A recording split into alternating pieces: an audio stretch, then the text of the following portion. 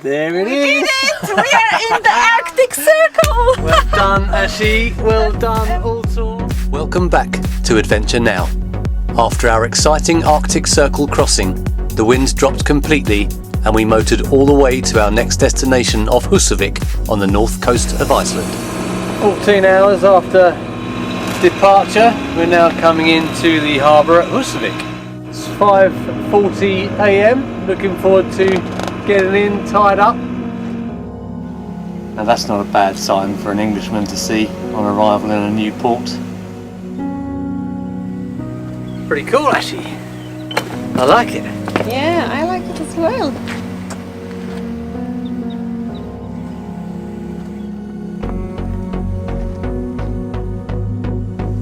After a bit of a voyage at sea, suddenly I'm excited to be here and I don't want to go to bed. I want to go exploring, have fish and chips, maybe a pint. Don't worry, no fish, chips or pints were harmed in the making of this early morning arrival. But I really don't think I'm wrong for wanting to cram everything in right now. After all, life is for the living. So what are you waiting for?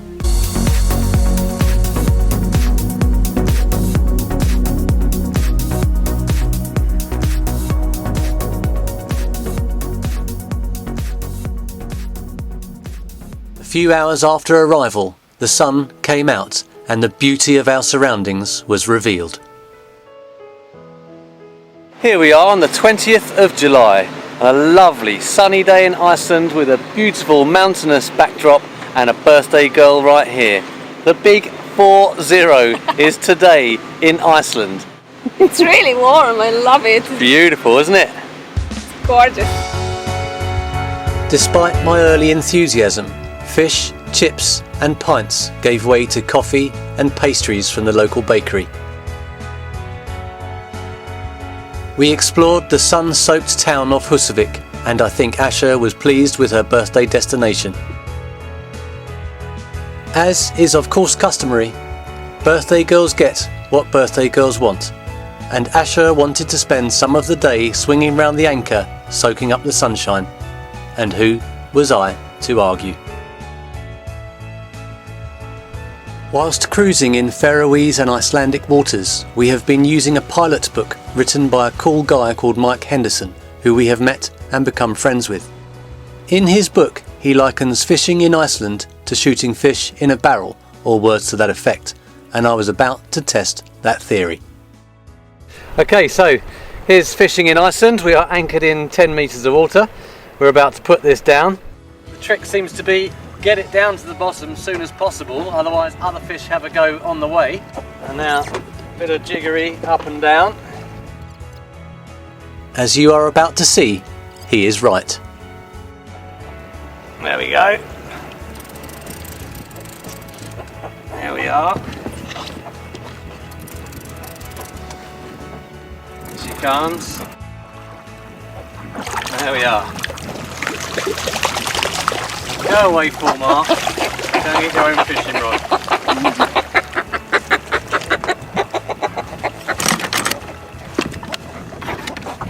There we are.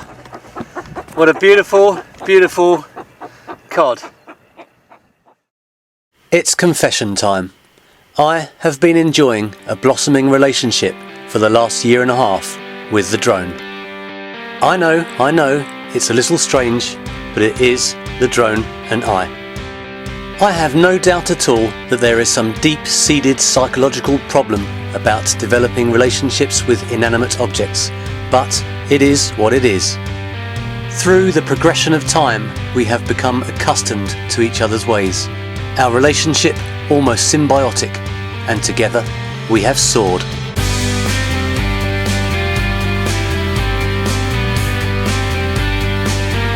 When a relationship is going this well, every colour is bright and vibrant. But this is in fact a dangerous time, because complacency can sneak in, and if you allow it to, you risk destroying everything. It is your responsibility to regulate yourself and not let the side down.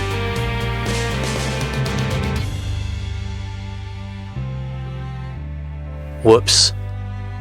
I'm so sorry. Please forgive me and just come home.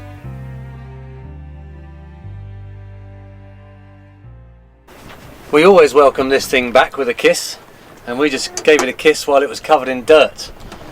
So I don't really know how that's happened, other than the fact that pilot error, I crashed it, I think, into the sandy cliff over there because it's got scuffs on the top and on the front, and it just sort of tumbled on the screen, and then suddenly it leveled out, and somehow it's hit the cliff face, tumbled down.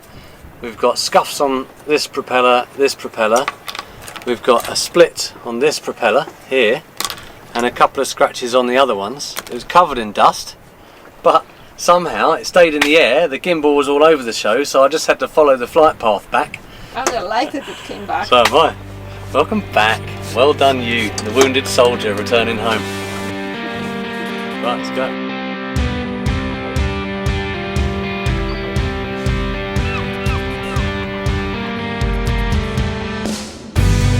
So, it looks like she has given me another chance, and I'll try harder this time.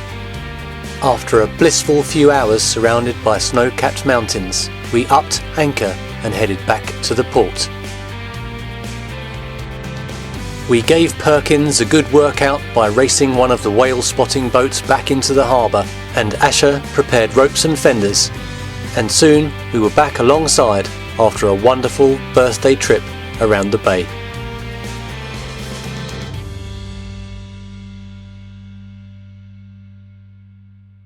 Normal rules apply. I drive the boat, Asha drives the hire car. I do. Again. So, it was road trip time again, and we were on a mission.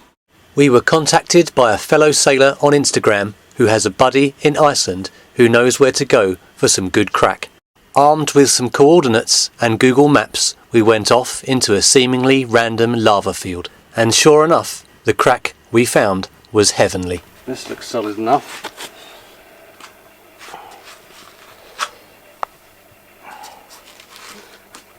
Okay. Foot's on it. My goodness. What do you do next? Where have we been sent? Right, you want to come down? Alright, you're nearly there. 5 inches. Done. Well done. I don't know how am I going to go up. No, I think it'll be easier going up. Yeah. It's a bit slippery, these rocks. Oh, in these old worn out sketches. Good. Step down there and have a look at the swimming pool. Oh my god, this is like secret lagoon. Look at it, it's like, can you see the colour of the water though? It's blue. See that up there? That's amazing. Oh my god. Well, what a place. It's deep as well. Ash just said, this is everything our mothers told us not to do. True. But we're here.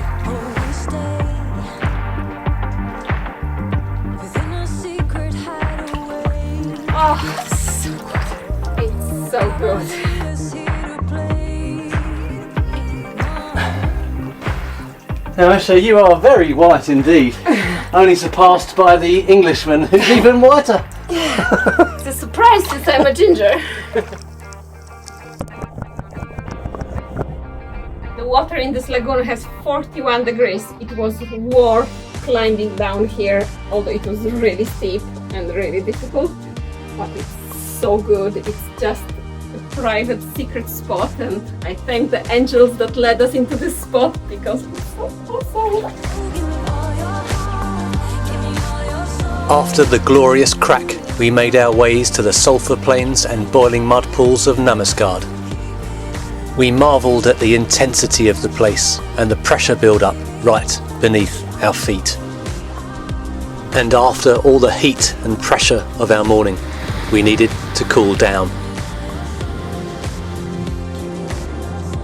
Luckily for us, just down the road, we found the Dettifoss waterfall. This beast has an average water flow of 193 cubic meters per second, and it makes awesome rainbows as it goes about its daily work. Once we had cooled down, we went to Lake Myvatn to calm down. But the calmness doesn't last long, because the roller coaster ride on your senses just keeps going.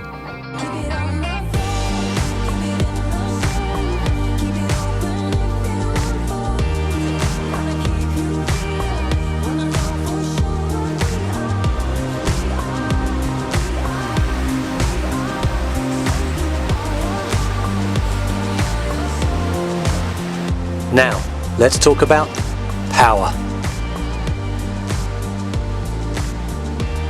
This is Godafoss, and sitting next to its flow, feeling the rocks rumble underneath your cheeks, is moving, stupefying, and intoxicating.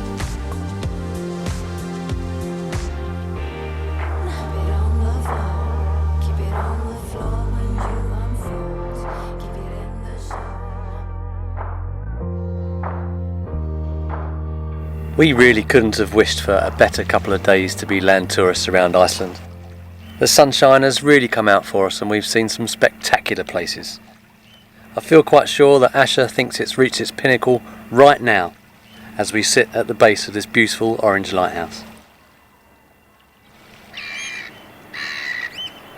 You've got to watch this one. She's always creating mischief. She thinks she's quite clever. I have to say, I'm a little bit envious, so I'm going up too. You're just a mischief maker, that's what you are. I know. We are on top of a lighthouse.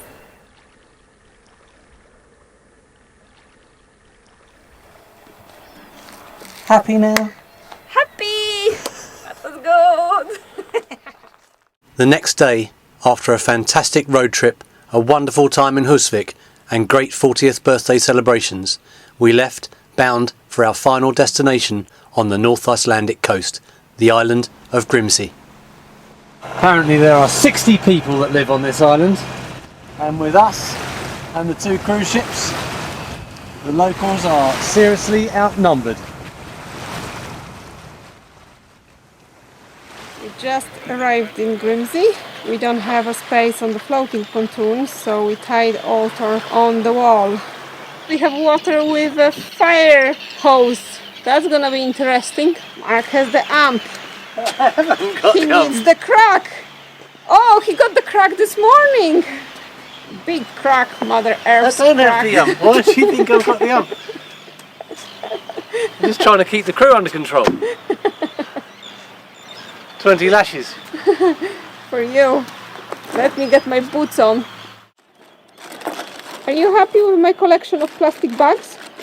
I don't like your collection of plastic bags, but then occasionally I realise that it's good that you collect plastic bags because I get to seal up the plug and cut one up. It's double bonus. The next morning, both cruise ships departed. A lack of visitors on the island doesn't mean peace and quiet. The birds make all the noise, and first you have to survive the Arctic turns. Well, it started, I carry this stick because we need protection from the birds. And I don't mean we try and batter them out of the sky. I mean that just by holding it over your head means they don't dive bomb your hair. They're pretty aggressive, these Arctic terns, as you can see. And soon enough, there'll be plenty more. And the dive bombing starts. Hey! So, up goes the stick. And then they're sensible enough not to come too close because they know the stick will hurt. Yeah, you want to come and have a go, don't you?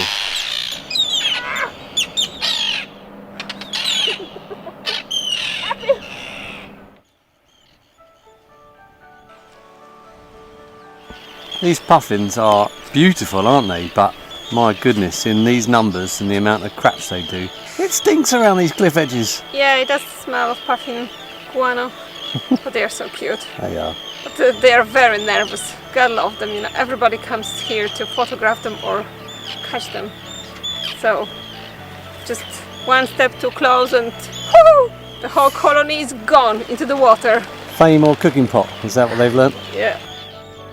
What a wonderful small island Grimsey is. A small population of humans surviving amongst an enormous population of seabirds. It's clear to see who rules this land, and for once, I'm pleased to say, that it isn't the humans. The birds occupy every conceivable nook and cranny, and it is a pleasure to walk amongst them. What a gorgeous day, totally and utterly blessed by warm sunshine on this fantastic northern settlement of Iceland. Would you believe it, Ashy? Out of breath, wearing t-shirts and hot as we hike north into the Arctic Circle. We have reached our target today. This sphere represents the line of the beginning of the Arctic Circle. It's round because this globe that we live in is wobbling around its axis. So the Arctic Circle actually moves forward. I think it's about 40 or 48 feet a year. So they made this round so every year they can roll it forward so it's on its new Arctic Circle. Unfortunately, if you want to see this, you better get here quick because they reckon by 2050 they'll be pushing it into the sea because the Arctic Circle will have moved that far forward. For a while, until the Earth wobbles its way around and it comes back on land. Now Asha, I know you've been against me doing this, but I'm sorry I don't always listen to you. I'm going on a hike into the Arctic Circle.